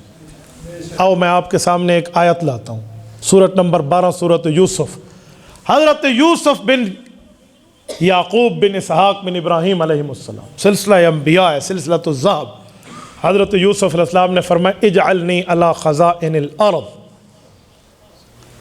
کہ میں وزیر خزانہ کے طور پہ بہترین خدمت سر انجام دے سکتا ہوں. وقت کا نبی کہہ رہا ہے. حضرت سلیمان علیہ السلام نبی ہیں، بادشاہ ہے. حضرت داؤد نبی ہیں، بادشاہ ہیں. تبھی میرے پاک پیغمبر نے فرمایا، صحیح بخاری جلد اول کتاب الانبیاء کی روایت ہے، حضرت ابو ہریرہ رضی اللہ عنہ راوی ہیں. سنیے ذرا 2 منٹ کے لیے آپ اپنی توجہ مبذول میری طرف کیجئے. حضور نے فرمایا، کانت بنو اسرائیل تسوسهم الانبیاء کلما ہلک نبی خلفہ نبی وانہ لا نبی بعدی فسیکون بعدی خلفاء فیکثرون. صلی اللہ علیہ وسلم. میرے پاک پیغمبر کی صحیح حدیث صحیح بخاری میں موجود ہے، جس کو پڑھ کے مولوی کے سر پہ دستار فضیلت سجتی ہے. اللہ کے رسول نے فرمایا، لوگوں انبیاء آتے وہ نبی بھی ہوتے اور اسلامی سیاست دان بھی ہوتے. صحابہ کرام نے کہا، یا رسول اللہ عجیب بات. فرمایا، جی ہاں، کلما ہلک نبی خلفہ نبی، ایک نبی فوت ہوتا تو اللہ دوسرے کو نبوت بھی دیتے اور اسلامی سیاست بھی دیتے. یوں سلسلہ چل رہا ہے. اور اب میں ہوں، انہ لا نبی بعدی، میں انبیاء کا آخری نبی بھی ہوں اور انبیاء میں آخری سیاست دان بھی ہوں. میرے بعد نئی نبوت کا دروازہ بند ہے. تو صحابہ نے سوالیہ نظروں سے پوچھا، یا رسول اللہ نبوت ختم ہے تو اب اسلامی سیاست بھی ختم ہے؟ حضور نے فرمایا، جی نہیں، فَسَيَكُونُ بَعْدِي خُلَفَاء، فرمایا میرے بعد میرے خلفاء یعنی علماء آئیں گے. 1-2 آئیں گے؟ فرمایا جی نہیں، فَيَكْثُرُونَ، کئی آئیں گے. اس حدیث سے پتہ چلتا ہے صرف 2 رکعت کا مولوی امام نہیں ہے، پیغمبر کی وراثت میں وہ امت کا امام بھی بن سکتا ہے. آپ یہ نہ سمجھیں کہ 2 رکعت کا امام، وہ قوم کا امام بن سکتا ہے. اور عالم جب اسلامی سیاست میں کردار ادا کرے تو پھر وہ کام ہوتا ہے جو رہتی دنیا تک یاد رکھا جاتا ہے. میں 2 باتیں کرنے لگا ہوں اور دونوں سید گھرانے سے کرنے لگا ہوں. امیر شریعت سید عطا اللہ شاہ بخاری رحمہ اللہ، آپ کے جتنے بزرگ بیٹھے ہیں، جب 1953 کی تحریک چلی تھی تو لاہور کی سڑکوں پر ہزاروں بچوں کا خون نہیں بہا تھا، ہزاروں ہمارے نوجوان شہید نہیں ہوئے تھے. 10,000 بندہ شہید ہوا ہے، 1 لاکھ زخمی ہوا ہے، 10 لاکھ بندہ گھر سے بے گھر ہوا ہے. لیکن قانون مرزائیوں کے خلاف نہ بن سکا، قادیانیوں کے خلاف قانون نہ بن سکا. لیکن اس تحریک میں اخلاص میں ہمیں شک نہیں ہے. اس وقت قوت تھی مسجد کی، مدرسے کی، مکتب فکر کی، خانقاہ کی، اللہ والوں کی تبلیغ کی، تدریس کی، تعلیم کی، تجوید کی، تصوف کی، سب کی ساتھ تھا. لیکن اسلامی سیاست کا اس وقت علماء میں کردار اسمبلی میں موجود نہیں تھا. تو اس وقت کے وزیر اعظم خواجہ ناظم الدین نے کوئی ٹس سے مس نہیں ہوا اور اس نے کوئی قانون نہیں بنایا. لیکن ایک اور سید خان وادے کا چشم و چراغ، محدث جلیل علامہ سید یوسف بن نوری رحمہ اللہ، 1974 میں جن نے ختم نبوت کی تحریک چلائی، اس وقت قومی اسمبلی میں مسلمانوں کے علماء کی نمائندگی موجود تھی. مولانا مفتی محمود رحمہ اللہ، مولانا غلام غوث ہزاروی رحمہ اللہ، اور ان کے ساتھ باقی علماء، بریلوی، دیوبندی، اہل حدیث، جتنے مذہب کے نام لیوا علماء تھے وہاں ایک پیج پر تھے. اور ان سب نے حکومت وقت کو اس بات پر قائل کیا کہ قادیانیت کا مسئلہ یہاں زیر بحث لایا جائے. بلاؤ ان قادیانیوں کو جو حضور پاک کی ختم نبوت کے منکر بنے پھرتے ہیں، آؤ اپنے کفر کو اسلام ثابت کرو. یہ آئے. حضرت مفتی صاحب رحمہ اللہ فرماتے تھے کہ سر پہ پگڑی پہن کے مرزا ناصر آیا، مرزا قادیانی کا پوتا، ادھر حمائل شریف لٹکائی ہوئی تھی قرآن کریم، سفید جبے اور کبے میں آیا اور ہر بات پہ صلی اللہ علیہ وسلم یوں ہاتھ باندھ کے کرتا تھا اور بڑا درود پڑھتا، اور سفید داڑھی میں آیا. بظاہر یہی لگتا تھا کہ یہ حضور کا غدار نہیں ہے، وفادار ہے. حضرت مفتی صاحب فرماتے ہیں 13 دن رب نے انہیں بھی موقع دیا اور ہمیں بھی دیا. 13 دن بحث ہوئی، وہ کچھ نہ ثابت کر سکے. آخر میں اسلام جیت گیا اور کفر ہار گیا جب وہ وہاں پر کافر اقلیت قرار آئی. اور اس وقت کی گورنمنٹ پیپلز پارٹی کی تھی. آپ کا میرا سیاسی اختلاف پیپل پارٹی سے ہو سکتا ہے، لیکن جناب ذوالفقار علی بھٹو کے اس کارنامے کو ہم خراج عقیدت پیش کرتے ہیں. میں کوئی پیپلز پارٹی کی وجہ سے نہیں کہہ رہا، میں عقیدہ ختم نبوت کی بنیاد پہ کہہ رہا ہوں کہ اس شخص کا بڑا کردار ہے اس کام. اس مسئلے پہ ہم خراج تحسین، اللہ اس کی مغفرت کر دے حضور کی غلامی میں، آپ کے اور میرا کیا نقصان ہے؟ اس لیے بات کھلی کھلی کرنی چاہیے. رسالت مآب علیہ السلام کی چوکیداری اس نے کی ہے اور علماء کرام نے رہنمائی کی ہے. جب قانون بنا ہے سنیں، اور آج قانون اتنا اہم کہ آج اس ملک میں ختم نبوت کی پہرہ داری آئین کی صورت میں بھی ہوتی ہے، قرآن و سنت کی صورت میں بھی ہوتی ہے. اس تحریک میں علماء کا اسمبلی میں کردار تھا، تب قانون بنا، ورنہ سن 53 کی تحریک بڑے اخلاص کے ساتھ چلی تھی، اس وقت قانون نہیں بنا. میں نے تبھی کہا عالم صرف مصلی کا وارث نہیں ہے، صرف خطبہ نکاح اور خطبہ جمعہ کا وارث نہیں ہے، صرف عید اور جنازے کا وارث نہیں ہے، صرف ممبر اور مدرسے کا وارث نہیں ہے، صرف تبلیغ و تدریس و تعلیم اور خانقاہ میں وارث نہیں ہے، عالم اسمبلی میں بھی نبی کا وارث ہے. اسلام کی پہرہ داری کرے. اور علماء پرامن لوگ ہیں، وہ دہشت گرد نہیں ہیں، پرامن ہیں. پچھلے سے پچھلے سال بلکہ 2019 میں جمعیت علماء اسلام نے مولف الرحمان دامت برکاتہم کی قیادت میں کراچی سے اسلام آباد تک جو آزادی مارچ کیا ہے، کسی دکان کا شیشہ نہیں ٹوٹا، کسی روڈ کا گملہ نہیں ٹوٹا. لاہور میں میٹرو بھی چل رہی تھی اور اسلام آباد تک ایمبولینسز بھی چل رہی تھی. تو علماء پرامن لوگ ہیں، آپ انہیں دہشت گرد نہ سمجھیں. تو میں اسی لیے سمجھا رہا تھا کہ ہم پورا دین مانتے ہیں، تبلیغ بھی مانتے ہیں، تدریس بھی مانتے ہیں، تعلیم بھی مانتے ہیں، مسجد و مدرسہ بھی مانتے ہیں، خانقاہ بھی مانتے ہیں، اسلامی سیاست بھی مانتے ہیں. اللہ آپ کو رحم صراط مستقیم عطا فرمائے. ابھی بیان ختم نہیں ہوا، میں نے آخر میں استقبال رمضان پر ایک جملہ کہنا ہے. میں چاہتا ہوں ایک عرصہ پہلے ایک حدیث پاک فضائل، اچھا یہ موجود ہے فضائل رمضان کے حصہ اول میں، یہ میں آپ کی خدمت میں رسالت مآب علیہ السلام کا فرمان پیش کر رہا ہوں. آپ کا ذوق تازہ ہے یا آپ بور ہو گئے ہیں؟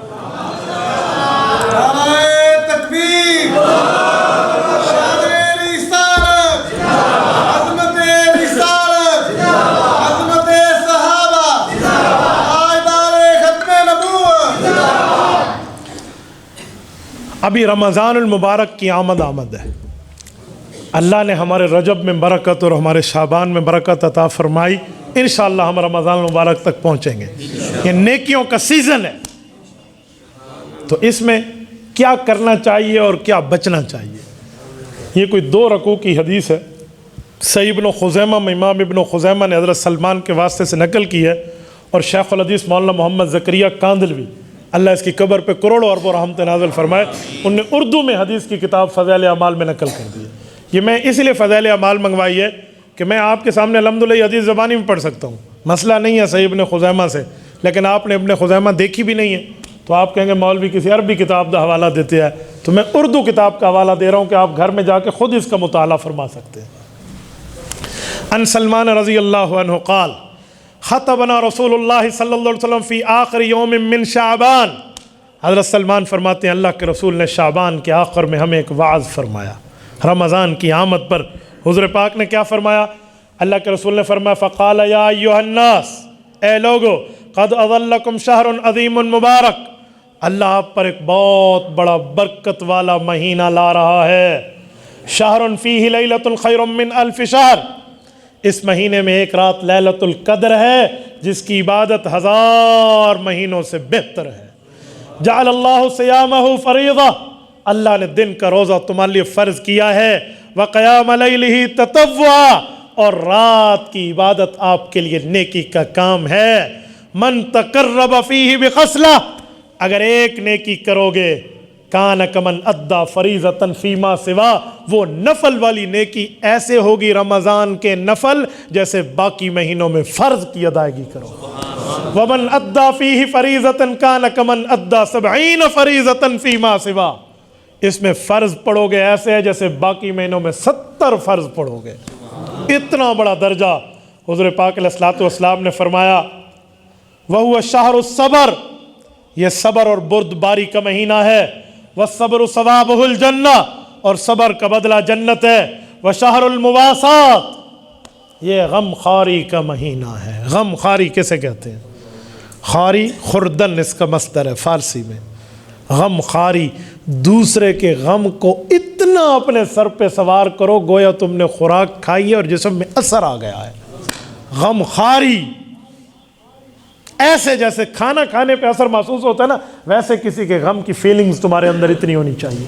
اپنے بھائی کی اتنی زیادہ اگر تمہیں مدد کرنی چاہیے تب بھی کرو. وَهُوَ شَهْرُ الْمُوَاسَاةِ، غم خاری کا مہینہ ہے. اور اگلا لفظ سنیں، شہر یزداد فیہ رزق المؤمن، ہر مؤمن کا رزق اللہ اس مہینے میں بڑھا دیتے ہیں، مومن کا رزق اللہ بڑھا دیتے ہیں۔ آپ کہیں گے کیسے بڑھ جاتا ہے؟ دوپہر کا کھانا تو ختم ہو گیا، بڑھ کیسے جاتا ہے؟ 3 کے بجائے 5 مرتبہ ٹائم میں ہم دن میں کھاتے تو بڑھ جاتا، یا تو 3 کے بجائے 2 ٹائم ہو گیا تو بڑھ کیسے گیا؟ تو رزق کمانا آپ نے صرف لقمہ سمجھا ہوا ہے؟ رزق کمانا قسمت بھی ہے، رزق کمانا آپ کی صحت بھی ہے، رزق کمانا آپ کی اولاد بھی ہے، رزق کمانا آپ کے اوپر مصیبتوں کا ٹلنا بھی ہے، سب کچھ آپ کو مل جاتا ہے۔ یزداد فیہ رزق المؤمن، اور رزق کمانا کھانا پینا بھی لیں تب بھی بڑھ جاتا ہے۔ آپ ان 2 ٹائم میں کھا لیتے ہیں نا، وہ باقی مہینوں کے 5 ٹائم میں آپ کھا لیتے ہیں، اور ہر وہ چیز اکٹھی کھا لیتے ہیں جو عام دنوں میں کھائے تو بندہ بیمار ہو جائے۔ اگلا لفظ سنیں، من فطر فیہ صائما کان مغفرۃ لذنوبہ وعتق رقبتہ من النار۔ کسی نے روزہ دار کا روزہ کھلوایا، 2 انعام ملیں گے، نمبر 1 رب اس کے گناہ معاف فرمائے گا، نمبر 2 جہنم کی رجسٹر سے اس کا نام مٹا دیا جائے گا۔ ایک روزہ کھلوانے پہ ایک مسلمان، من فطر فیہ صائما، واحد مذکر کا صیغہ، ایک، تو کئی کا کھلوائیں تو کتنا اجر ہے۔ اللہ آپ کو اور ہمیں رمضان حضور کے مدینے کا عطا فرمائے۔ اللہ جانتے ہیں، مجھے کئی بار اتفاق ہوا ہے کہ جب سے کرونا والی مصیبت آئی ہے میں رمضان میں مدینہ نہیں جا سکتا، اللہ اس سال ہم سب کو لے جائے۔ اللہ جانتا ہے رمضان المبارک میں جو لوگ مدینہ گئے ہیں نا، افطاری میں مسجد نبوی میں کیا ایمانی منظر ہوتا ہے۔ میرے ہاتھ میں حدیث کی کتاب ہے، میں لفظ نہیں بتا سکتا، میرے پاس الفاظ نہیں ہیں، وہ فیلنگز اور احساس ہے۔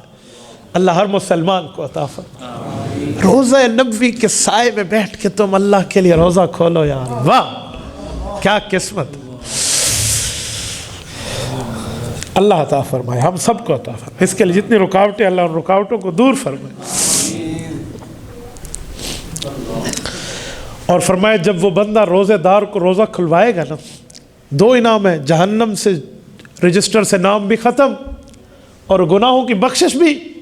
وَكَانَ لَهُ مِثْلُ أَجْرِهِ مِنْ غَيْرِ أَنْ يَنْقُصَ مِنْ أَجْرِهِ شَيْءٍ، اور روزہ جس کا کھلے گا اس کی نیکی بھی ضائع نہیں ہوگی، جو کھلوا رہا ہے اس کی نیکی بھی ضائع نہیں ہوگی۔ وہ یہ نہ کہے کہ میں نے کسی کا روزہ کھلوایا تو اس کی نیکی بھی مل گئی، کہا اس کے بدلے میں اتنی نیکیاں تمہیں علیحدہ مل جائیں گی۔ اگلا جملہ، ایک صحابی تھے بہت غریب تھے، اتنی بھی وسعت نہیں تھی کہ کسی اور مسلمان بھائی کا روزہ کھلوا سکے، اس کو افطاری پر انوائٹ کر سکے، یوں بھی نہیں تھا۔ وہ کھڑے ہوئے، انہوں نے کہا یا رسول اللہ لیس کلنا یجد ما یفطر الصائم، کہ یا رسول اللہ مجھ جیسے کئی بھائی بیٹھے ہوئے ہیں، ہم مالی لحاظ سے ہماری ہڈی پسلی کمزور ہے، ہم میں مجھ سمیت کئی ہیں، لیس کلنا، ہم میں وہ جتنے میرے بھائی ہیں ہم اتنی حیثیت نہیں رکھتے۔ کیا حیثیت؟ کہ یجد ما یفطر الصائم، ہم ایک شخص کو پیٹ بھر کے روٹی اور کھانا کھلا دیں، تو ہمارے لیے کوئی گنجائش والی ثواب کی ترتیب ہے؟ یار غریب کے اوپر رب کیسا کریم ہے، رسول اللہ کیسے رحیم ہے۔ حضور نے فرمایا فقال رسول اللہ صلی اللہ علیہ وسلم یعطی اللہ ھذا الثواب، اوے اللہ کے بندے تو نے رب کی رحمت کو چھوٹا سمجھا؟ کہا اللہ تمہیں ثواب دیں گے، من فطر صائما علی تمرۃ، چاہے ایک کھجور کا دانہ بھی دے دے، او شربت ماء، چاہے لسی کا ایک گھونٹ بھی دے دے، شربت ماء او مزقۃ شربت ماء، یا پانی کا ایک گھونٹ بھی دیتے، او مزقۃ لبن، یا لسی کا ایک گھونٹ بھی دیتے۔ لسی کو بھی اللہ کے رسول صلی اللہ علیہ وسلم نے افطاری میں اس کے ایک گھونٹ کو بھی شامل کیا۔ وَهُوَ شَهْرٌ، فرمایا میرے صحابہ یہ وہ مہینہ ہے، اولہ رحمت، پہلے 10 دن اللہ کی رحمت بارش کی طرح برسے گی، اوسطہ مغفرۃ، دوسرے 10 دن دوسرے عشرے میں تمہارے گناہوں کی معافیاں بھی ہونا شروع ہو جائیں گی، وآخرہ عتق من النار، اور آخری عشرے میں تمہیں جہنم کے رجسٹر سے مٹا دیا جائے گا، ڈیلیٹ کر دیا جائے گا اس کا نام جہنم کی لسٹ سے۔ بس تم اس مہینے کی قدر تو شروع کرو۔ من خفف عن مملوکہ، یہ آپ کے اور میرے لیے ہے، ذرا ہم اس کو تھوڑا غور کریں۔ یہ جملہ پڑھنے سے پہلے میں اس کی تھوڑی سی بات سمجھا دیتا ہوں کہ یہ ہے کیا۔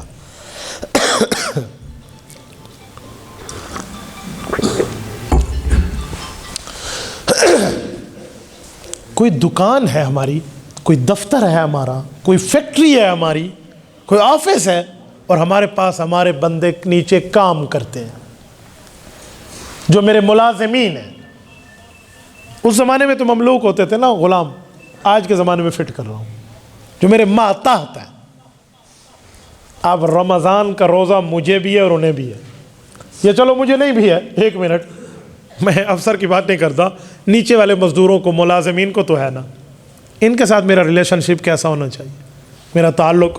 او سنو پیغمبر کریم کے الفاظ، من خفف عن مملوکہ فی غفر اللہ لہ واعتقہ من النار، غفر اللہ لہ واعتقہ من النار۔ فرمایا لوگو، اپنے ملازم پر نرمی تم کرو گے، اللہ تمہیں 2 انعام دیں گے، گناہ تمہارے بھی معاف ہوں گے، جہنم کے رجسٹر سے نام تمہارا بھی نکل جائے گا۔ وَأَعْتَقَهُ مِنَ النَّارِ، جہنم سے تمہاری گردن کو چھڑا دیا جائے گا۔ وَاسْتَكْثِرُوا فِيهِ مِنْ أَرْبَعٍ، لوگو وَاسْتَكْثِرُوا فِيهِ مِنْ أَرْبَعِ خِصَالٍ، 4 کام اس میں زیادہ کیا کرو، 2 اور 2 علیحدہ علیحدہ کر کے بتائیں۔ نمبر 1 فرمایا جو 4 کام ہیں، خصلتان لا غناء بکم وخصلتان ترضون بہما ربکم او کما قال، فرمایا 2 چیزیں ان میں ایسی ہیں جس کے ذریعے تم رب کو راضی کرو گے، اور 2 چیزیں ایسی ہیں جو تمہیں یہاں اس کی کوئی ضرورت نہیں ہے لیکن کرنا تم نے ہے، وہ تمہیں آخرت میں ملے گا۔ نمبر 1 وہ کیا ہے؟ فَأَمَّا الْخَصْلَتَانِ اللَّتَانِ تُرْضَوْنَ بِهِمَا رَبَّكُمْ، وہ 2 کام جس سے تم اللہ کو راضی کرنے کی کوشش کرو گے، فَشَهَادَةُ اللَّا إِلَهَ إِلَّا اللَّهُ وَتَسْتَغْفِرُوا لَهُ، لا الہ الا اللہ کثرت سے پڑھو، استغفر اللہ کثرت سے پڑھو۔ استغفار اور کلمہ طیبہ، اس کی تسبیحات آپ نے کرنی، لا الہ الا اللہ بھی اور استغفر اللہ بھی۔ لوگ پڑھنے میں غلطی کرتے ہیں، استغفار لفظ ہے، جو لفظ استغفار ہے تو پڑھنے میں بھی استغفر اللہ، جی نہیں، پڑھنے میں استغفر اللہ، نام اس کا استغفار ہے، باب استفعال کا وزن۔ تو استغفار یعنی استغفر اللہ کی تسبیح اور لا الہ الا اللہ۔ اور دوسری وہ جس سے تمہیں دنیا میں کچھ نہیں ہے، جو 2 اور کام کی کثرت ہے، وہ کیا ہے؟ فرمایا فَتَسْأَلُونَ اللَّهَ الْجَنَّةَ وَتَعُوذُونَ بِهِ مِنَ النَّارِ، 2 باتیں ضرور جلدی جلدی زیادہ زیادہ کہا کرو، اللہ جنت دے دے، جہنم سے پناہ دے دے۔ ایک استغفار کی کثرت، ایک کلمہ طیبہ کی کثرت، ایک جنت مانگنے کی کثرت، ایک جہنم سے پناہ مانگنے کی کثرت، یہ 2 کام تم نے کرنے۔ اگلا جملہ، وَمَنْ سَقَى صَائِمًا، افطاری کے وقت ایک پانی کا گلاس پلا دیا ایک روزہ دار کو، سقاہ اللہ من حوضی شربتا لا یظمأ حتی یدخل الجنہ، ایک پانی کا گلاس پلانے پر اپنے بھائی کو رب تمہیں میرے حوض کوثر سے وہ جام پلائے گا، 50,000 سال کا دن ہوگا قیامت کا، تمہیں جنت جانے تک پیاس نہیں لگے گی، لا یظمأ حتی یدخل الجنہ، یہ رسالت ہے آپ کو۔ اچھا اس پانی کا کیا مطلب ہے؟ ایک افطاری میں تو پہلے بات ہو گئی، اس پانی کا مطلب یہ ہے، میں مثال دے رہا ہوں، آپ کی بہن اور آپ کی اماں نے سارا دن گھر میں کام کیے ہیں، آپ کے لیے افطاری بنائی ہے، تو بھائی ہے کچھ کام تو بھی کر لے، باہر سے پانی کا کوئی کولر لے کر ٹھنڈا کر کے تو بھی رکھ دے، تو بھی پلانے والوں میں شامل ہو جائے، تو نے پانی کا انتظام تو کیے، جاگ میں بھر کے تو بھی ساتھ رکھوا دے، وہ عورتیں صرف ان کی ذمہ داری ہے گھر کی افطاری بنائیں گی، تو بھی اس میں شامل ہو جائے گا، کسی حساب سے تو آ گیا تو اپنے کام کر لے۔ یہ رمضان المبارک کی تیاری کے لیے چند جملے تھے جو میں نے آپ کی خدمت میں رکھے۔ کریں گے نا انشاءاللہ، آپ اور ہم سب اس پہ عمل کریں گے۔ اقول قولی ھذا واستغفر اللہ وآخر دعوانا ان الحمد للہ رب العالمین۔ گھروں میں رہنے کا حکم ہے، باہر کیوں نکلی معاشرت؟ کہتے ہیں قرآن کریم میں ہے، اے نبی کی بیویوں گھروں میں رہو، زمانے جہالت کی طرف باہر نہ نکلو۔ تو کیا سیدہ عائشہ رضی اللہ تعالی عنہ جنگ جمل میں قرآن کی مخالفت نہیں کی؟ وہ تو گھر سے باہر نکلی تھی۔ بھائیو، آپ نے ایک کام اچھا کیا، ایک برا کیا ہے۔ اچھا یہ کیا کہ آیت پوری لکھی ہے، برا یہ کیا کہ فٹ غلط کیا ہے۔ اس آیت کو پورا لکھنا آپ سمجھ جائیں تو فٹ نہیں ہوتی۔ یا نساء النبی، اے نبی کی بیویوں آپ گھروں میں رہو، باہر نہ نکلو جیسے جاہلیت کی عورتیں نکلتی تھی۔ وَلَا تَبَرَّجْنَ تَبَرُّجَ الْجَاهِلِيَّةِ الْأُولَى، تو جاہلیت کی عورتیں پردے میں نکلتی تھی، بے پردگی میں، فضول کام کے لیے نکلتی تھی، ضروری کام کے لیے، لوگوں کے دکھلاوے کے لیے نکلتی تھی یا صلح کے لیے؟ دکھلاوے کے لیے۔ تو اماں عائشہ میں یہ تینوں چیزیں نہیں ہیں۔ اماں باپردہ نکلی ہیں، اماں مسلمانوں میں صلح کے لیے نکلی ہیں، اماں خیر کے لیے نکلی ہیں۔ وہ تو شریروں نے لڑائی بنوا دی تھی۔ جب اماں عائشہ کے لشکر سے حضرت علی المرتضیٰ کی ملاقات ہوئی ہے تو وہاں یہ سوال ہوا کہ آپ لوگ کیسے آئے؟ کہ ہمیں پتہ چلا ہے کہ آپ قاتلین عثمان کے ساتھ شامل ہیں۔ حضرت علی المرتضیٰ نے فرمایا میں اس سے بری ہوں۔ کہا اچھا، بات ہی ختم ہو گئی، آپ حضرت عثمان کے قتل کا بدلہ لیں گے؟ جی ہم لیں گے۔ ٹھیک ہے، رات ہو گئی ہے، لشکر نے سو لیا ہے، پڑاؤ کر لیا، صبح کوچ کریں گے۔ جو ظالم حضرت عثمان کے قاتل تھے وہ گھسے ہوئے تھے حضرت علی المرتضیٰ رضی اللہ تعالیٰ عنہ کے لشکر میں شکلیں چھپا کر، ان نے رات ہی رات کہا اور ایک کام نہ بنا، لشکروں کو نبرد آزما کرا کے بھی لڑائی نہ کر پائے، کچھ کرو۔ آپ اٹھائیے فتنہ ابن سبا، امام عبدالشکور لکھنوی رحمہ اللہ نے تفصیل دی ہے اس پر۔ راتوں کو یہ قاتلین کا لشکر اٹھا اور درمیان لشکر میں جب ایک لشکر ادھر ایک ادھر، لائن بنائی، آدھوں نے حضرت علی کے لشکر پہ تیر مارے، آدھوں نے حضرت اماں عائشہ کے لشکر پہ تیر مارے۔ یہ لڑائی چلی ہے جو اگلے دن صبح جا کے رکی۔ یہ ہے جنگ جمل۔ اس کو تم جنگ کہتے ہو؟ اس کو لڑائی کہتے ہو؟ اس کو قرآن کی مخالفت کہتے ہو؟ اماں رضی اللہ تعالی عنہ باہر نکلی ہیں تو کوئی گھر سے نہیں گئی تھی، وہ حج پہ گئی ہوئی تھی۔ انہیں بتایا گیا کہ حضرت علی المرتضیٰ کے لشکر کی تائید کرنی ہے تو وہیں سے بصرہ آ گئی، گھر سے کوچ کر کے نہیں گئی تھی۔ آپ کیسے اس آیت کو فٹ کرتے ہیں؟ اور سنو، اس آیت کریمہ میں لفظ موجود ہے۔ وہ لفظ کیا ہے؟ اگلا لفظ ہے اس آیت سے اگلا، سورت نمبر 33 سورت احزاب۔ اور مزے کی بات ہے آیت نمبر بھی 33 ہے، سورت بھی 33 ہے، آیت بھی 33 ہے، 22ویں پارے کا پہلا صفحہ ہے۔ رب فرماتے ہیں انما یرید اللہ لیذہب عنکم الرجس اہل البیت ویطہرکم تطہیرا۔ نبی کی بیویوں، میں نے تمہیں پاک کر دیا ہر پلیتی سے جیسے پاک کرنے کا حق ہے، اور تم نبی کی اہل بیت ہو۔ نبی کی اہل بیت قرآن کے مطابق نبی کی بیویاں ہیں، نبی پاک کی اولاد، نبی پاک کے داماد، نبی پاک کے نواسے، یہ بھی اہل بیت ہیں۔ لیکن حدیث پاک کی بنیاد پر ہم اہل سنت والجماعت قرآن کو بھی حق مانتے ہیں، حضور کے فرمان کو بھی حق مانتے ہیں، پیغمبر کا خاندان بھی اہل بیت ہے، پیغمبر کی ازواج بھی اہل بیت ہے۔ پوری بات ہے۔ تو جب رب نے انہیں پلیتی سے دور کر دیا، کوئی اور اس پر پلیتی کی بات کیسے کرے؟ کیسے کر سکتے؟ اور یہی پارا شروع ہوتا ہے، پہلے لفظ ہے وَمَن يَقْنُتْ مِنْكُنَّ لِلَّهِ وَرَسُولِهِ وَتَعْمَلْ صَالِحًا نُؤْتِهَا أَجْرَهَا مَرَّتَيْنِ وَأَعْتَدْنَا لَهَا رِزْقًا كَرِيمًا۔ نبی کی بیویوں، تمہارے تقوی کو دیکھ کر رب نے فیصلہ کیا ہے، تعمل صالحہ، تم ایک نیکی کرو گے، نؤتیہا اجرہا مرتین، اللہ ایک کا بدلہ دگنا دے گا تمہیں۔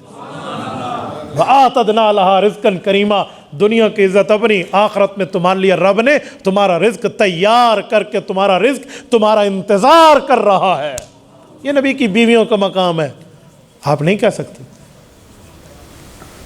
اگر میں اس طرح کی بے وقوفانہ باتیں مان لوں تو کل نعوذ باللہ کوئی حضرت علی پر بھی بھونکے گا کہ علی المرتضیٰ تو بیٹے ہیں، اماں عائشہ تو ماں ہیں، بیٹے کو کس نے کہا تھا ماں کے مقابلے میں آ؟ کیا جواب دو گے؟ کیا جواب دو گے آپ؟ کوئی ظالم، کوئی خاکم بدان یوں کہہ دے کہ حضرت علی ماں کے مقابلے میں ہے، کیونکہ مومن تو ماں ہے، مومنوں کی ماں ہے نبی کی بیوی، مومنوں کی ماں ہے یا نہیں ہے؟ میں مجبور ہر کسی کو نہیں کرتا، مومن کی ماں ہے، ہر کسی کی نہیں ہے، مومن کی ماں ہے۔ وازواجو امہاتہم، مومن کی ماں ہے۔ تو کل کوئی حضرت علی پہ کہہ دیا، آپ کیا کہیں گے؟ یہی جواب جو میں نے دیا ہے نا یہی بنے گا ادھر بھی ادھر بھی، تبھی دونوں کی عزت بچے گی، کیونکہ اہل بیت اور پیغمبر کے صحابہ دونوں ہمارے ایمان کا محور ہے، اس پر کوئی اعتراض نہیں ہو سکتا۔ اللہ آپ کو خوش رکھے، جزاکم اللہ تعالی۔